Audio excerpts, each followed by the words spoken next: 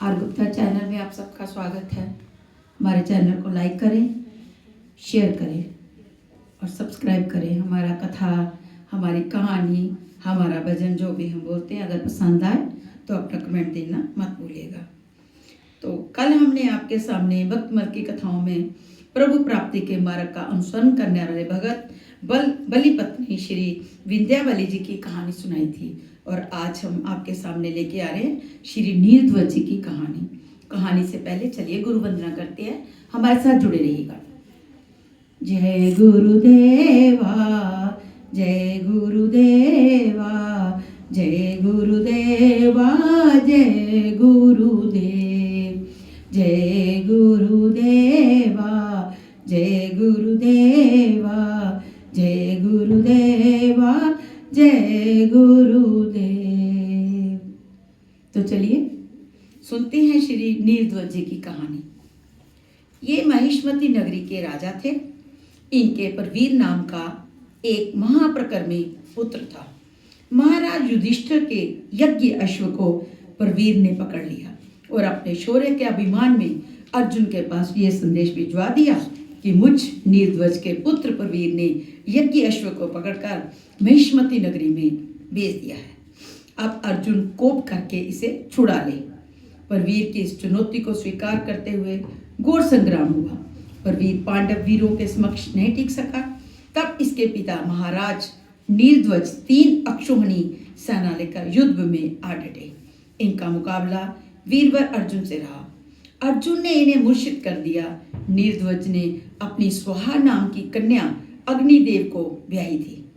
अपने को संकट में पड़ा जानकर इन्होंने अपने जमाता अग्निदेव को बानाग्र बाग पर प्रतिष्ठित करके पांडव सेना पर छोड़ दिया, जिसमें से बहुत से वीर क्षण मात्र में भस्म हो गए। यद्यपि अर्जुन ने अग्नि को शांत करने के लिए वरुणास्त्र का प्रयोग किया, लेकिन अग्निदेव नहीं शांत हुए।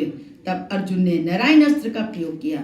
नारायणास्त्र का धनुष पर संधान हुआ देकर अग्निदेव शांत हो गए और अर्जुन के ये पूछने पर कि अब तक तो आपकी मेरे ऊपर बड़ी कृपा रही है, आपने ही मुझे गांडीव धनुष और दिव्य रथ प्रदान किया है तथा आप सर्वदा मेरे साथ उत्तम और दिव्य सौहार्द का व्यवहार करते हैं, परंतु आज आप मेरे विरुद्ध अधिकाधिक उद्विग्न होते जा रहे हैं, क्या बात है? अब आप यूं प्रेम भाव को तिलांजलि देकर विपरीत विभाव करने पर उतारू हो गए हैं, तो बताइए मैं कर ही क्या सकता हूँ?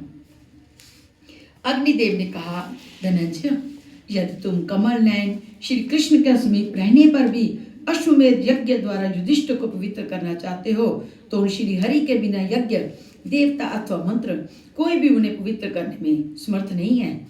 ऐसा प्रतीत होता है कि तुम्हारा श्री कृष्ण में विश्वास नहीं है।